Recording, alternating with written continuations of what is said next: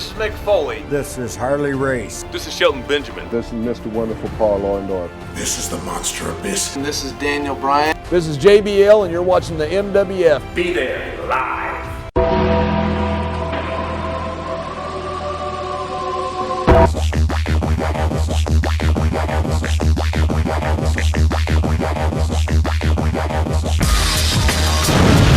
Wrestling fans, it has been a crazy week in the world of professional wrestling, especially here in the Millennium Wrestling Federation.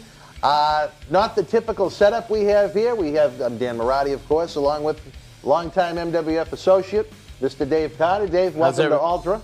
How's it going? Glad to be back. You're glad to be back. I tell you, fans, it has been, the past 24 hours from when we've been recording this has been insane. There were some very interesting talent negotiations that were going on for the big live events we have upcoming.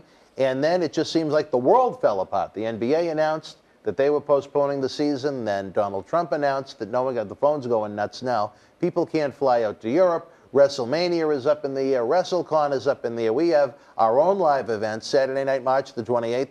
MWF Project X Loose Cannons at 1 Somerville in Somerville, Massachusetts. And the big one, back to the 80s WrestleFest at Memorial Hall, Saturday night, April the 11th. 8 legends coming together. There's just so much up in the air right now. I'm one that usually has a lot to say. I don't have anything to say at this point.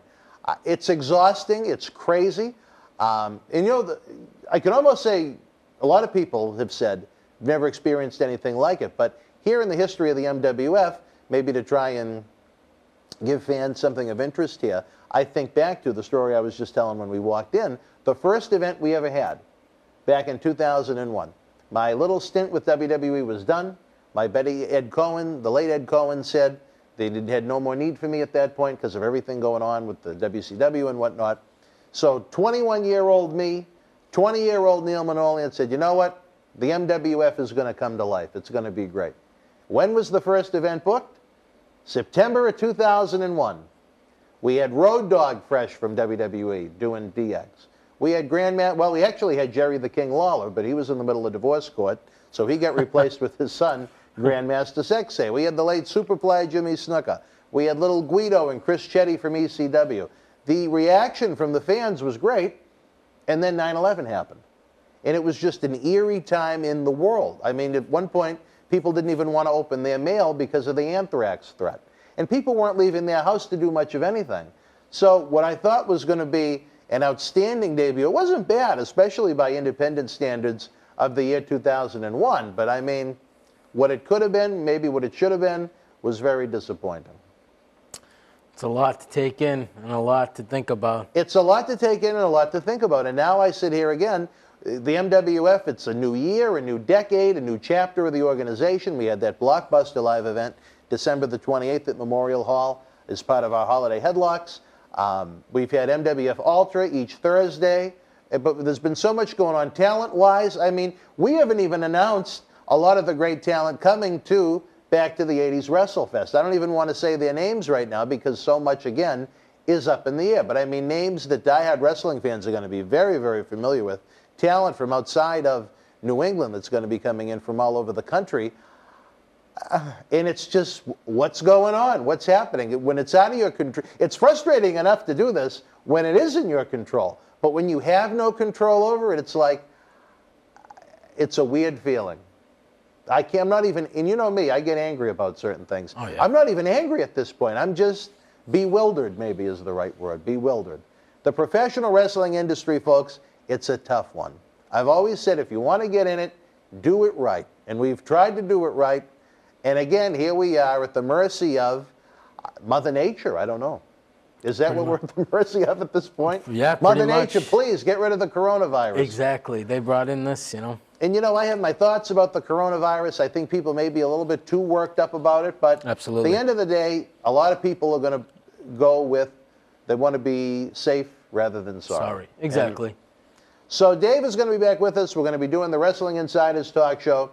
Good friend, the WWE Hall of Famer, Mr. USA, Tony Atlas, is going to be back taping episodes probably by the time you've seen this. So I imagine there's going to be a lot of announcements forthcoming. I don't have anything to give you right now. I have been in communication with MWF President Dr. David Reese, Vice President Oscar, the chairman again, Neil Manolian. Even John Cena Sr. is involved in the mix. Johnny, as we announced recently, is ready to make his big return at Loose Cannons in Somerville. Apparently, he's had enough of Club Cam Zagami and the Uprising, the faction that Johnny started. So I was really looking forward to see those two idiots attack each other and to see how it settled itself out with some kind of an explosion in Somerville. It's been 12 years, I believe. Yeah, you were with us for the last Somerville event. We had a Good Time Emporium. The largest crowd in the history of Good Time Emporium. The weekend it closed down, we had the Monsters Ball match to end the event. And we're back in Somerville, and now it's just, again, who knows what's going to happen. To be honest, folks, pardon my French, it sucks. You look at it from a different point of view. You're not involved in all the executive meetings, but, I mean, even you have to realize the frustration level that goes into it. Oh, my God, just all the booking, the planning, everything that goes with it, and you have no clue right now. That's tough. That's definitely something I can't imagine where your head's at.